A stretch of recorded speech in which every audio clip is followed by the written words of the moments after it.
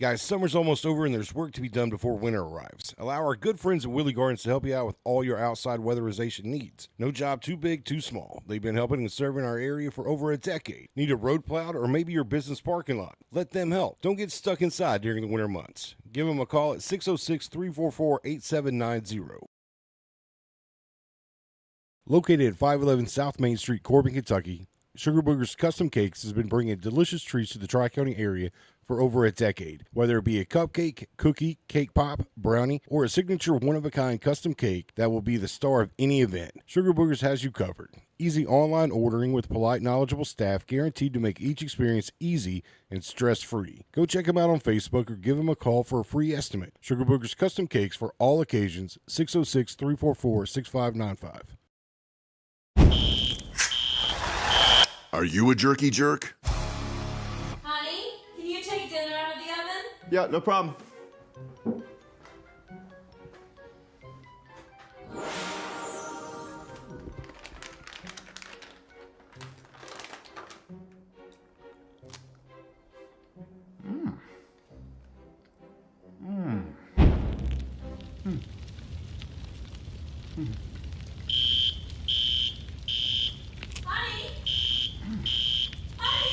RJ's Beef Jerky.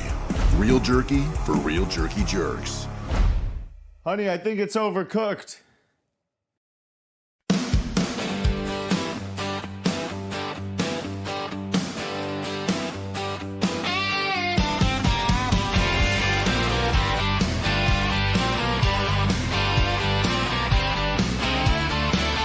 Kick off your boots, come gather round.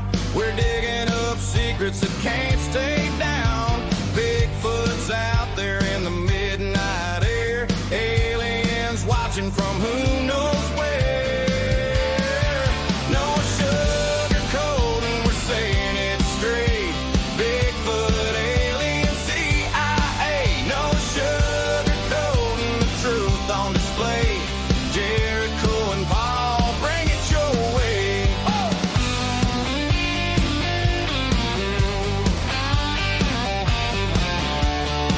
From small town whispers to city lights, we're hunting the truth in the dead of night. Conspiracies spin and the rumors fly. Country Cupid is gonna tell you why.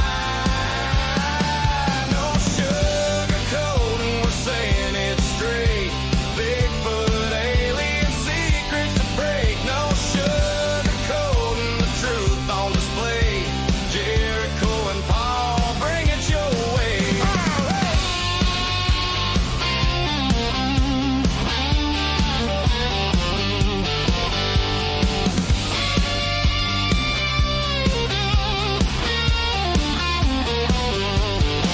Footsteps in the woods, lights in the sky.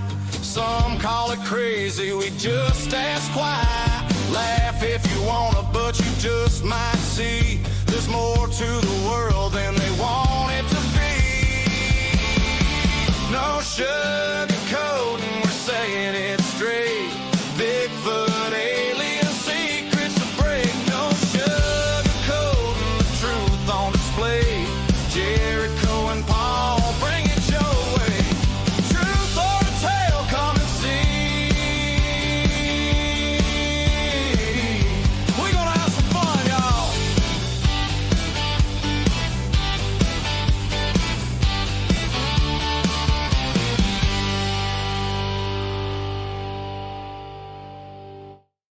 In a world where feelings are protected and men have traded big, beautiful beards for man purses and man buns, comes to you a podcast you always wanted and never knew you needed. A podcast where feelings are left at the door and conversations happen unfiltered and no sugarcoating.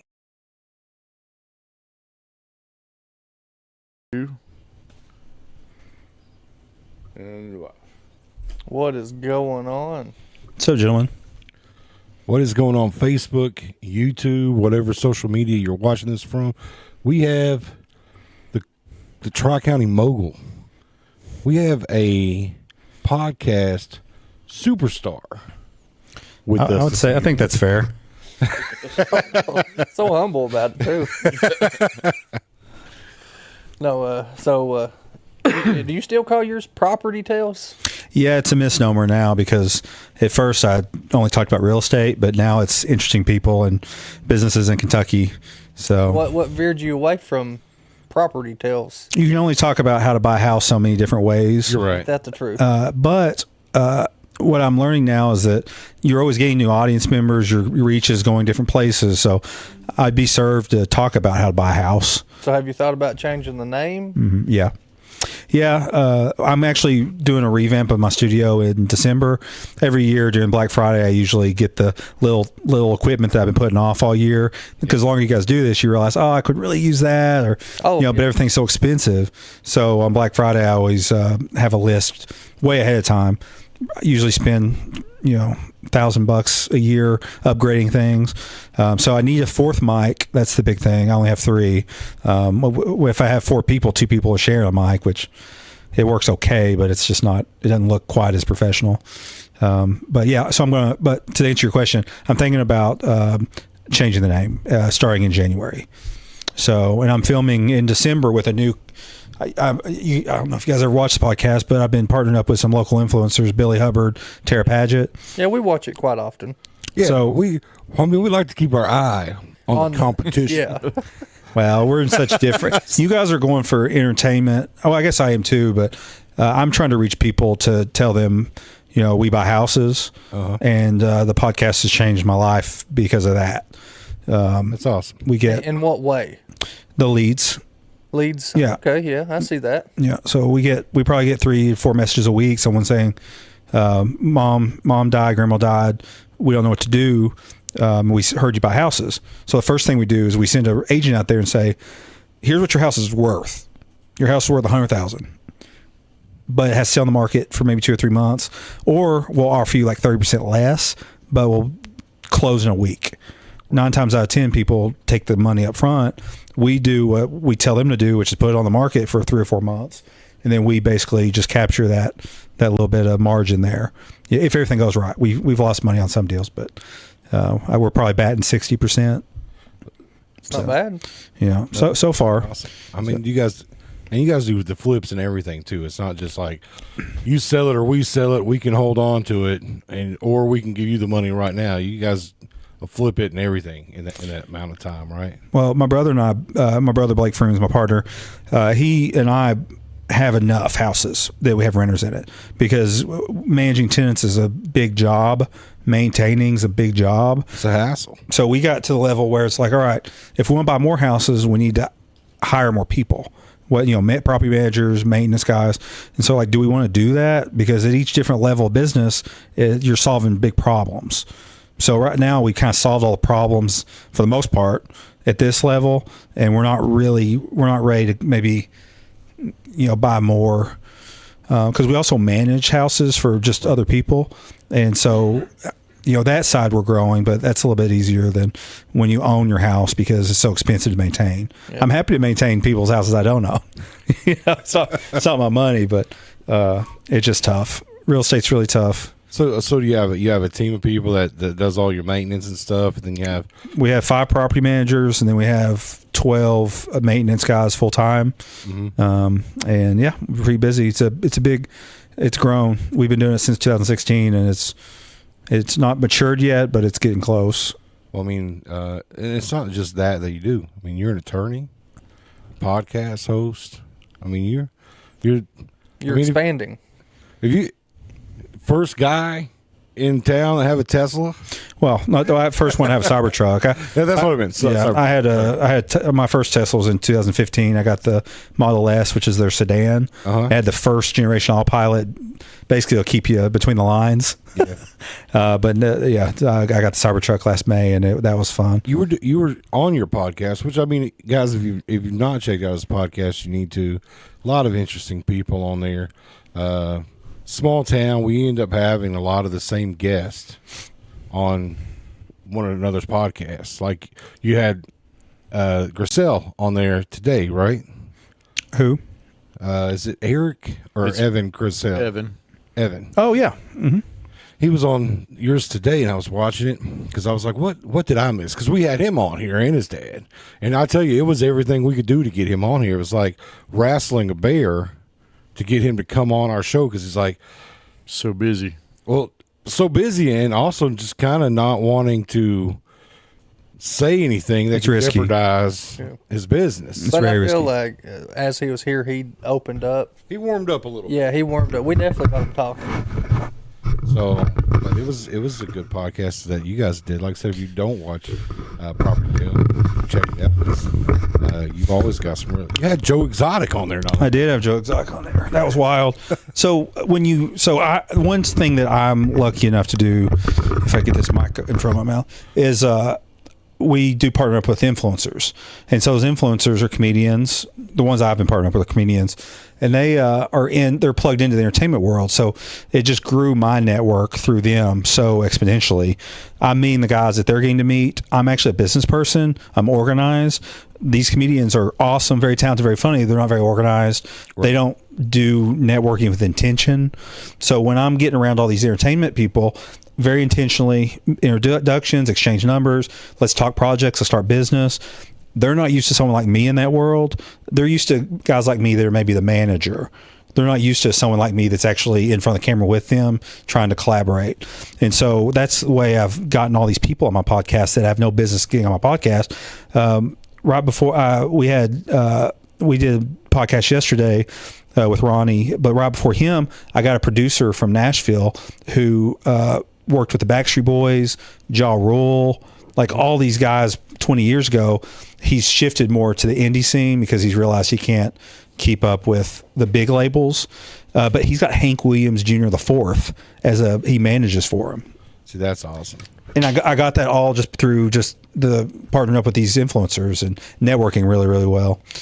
So are we always live with the audio even if the cameras are messing around? Yeah. Okay.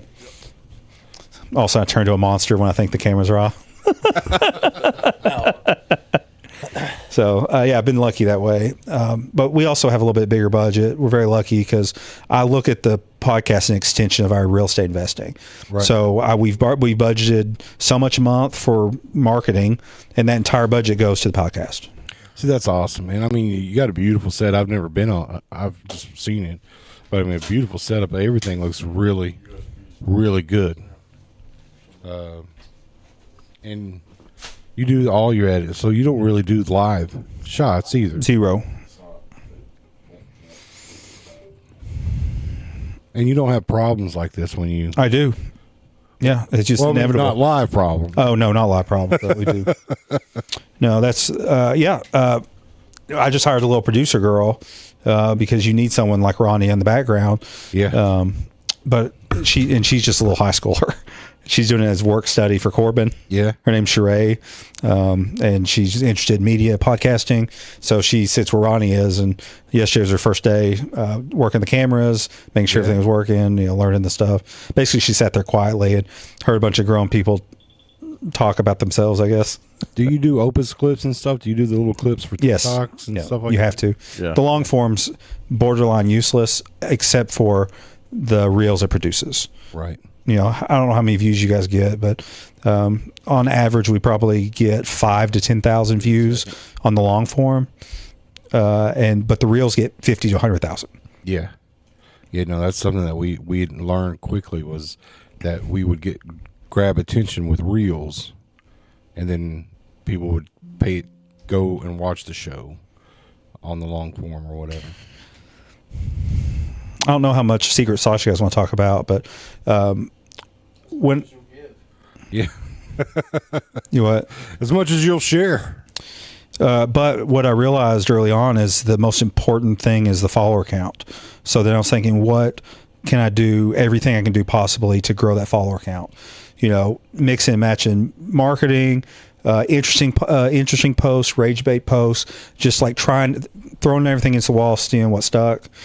But everything's been about that follower count, getting as high as possible. And so what the influencers do too is the deal is they come on, I pay them, they have to share whatever I want them to share. Right. And so then but like Billy Hubbard, he has 200,000 followers on Facebook, 1.8 million on TikTok.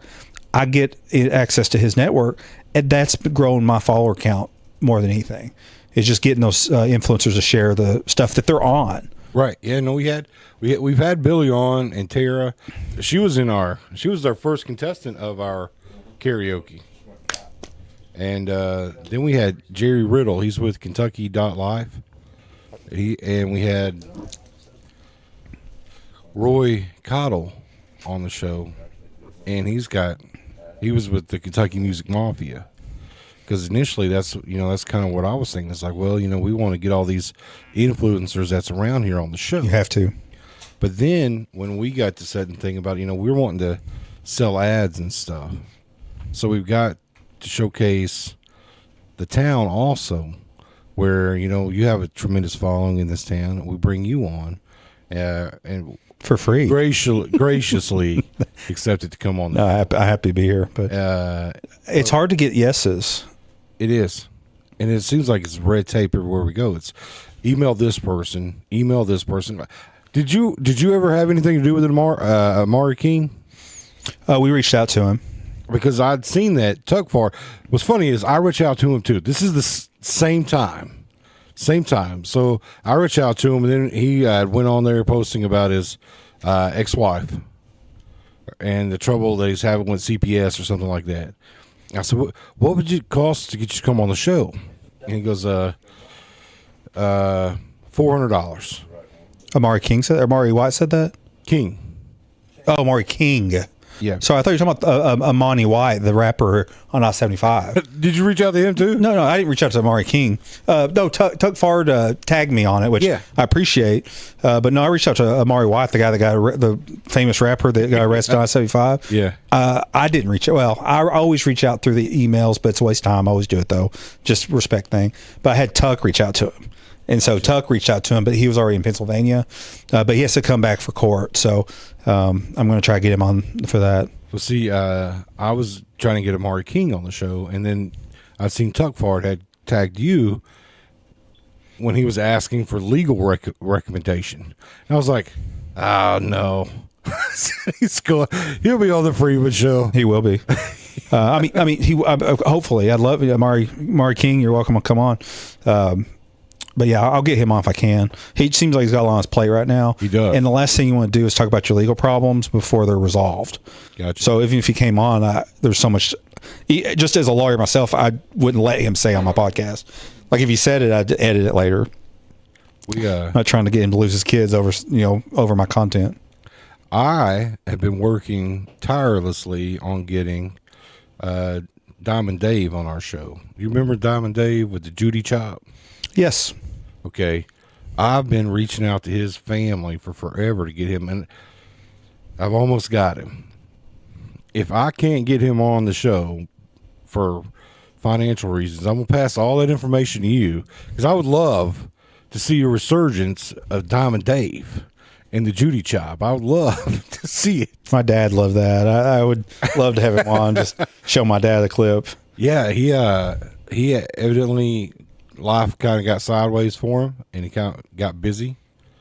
A lot of those guys leave entertainment for good reason, I'm sure. Mm-hmm. Get worn out with it, the constant performing, dancing, dancing monkey stuff. Right. So you probably can't be. Can you hear it? How sensitive are these mics? They're halfway sensitive.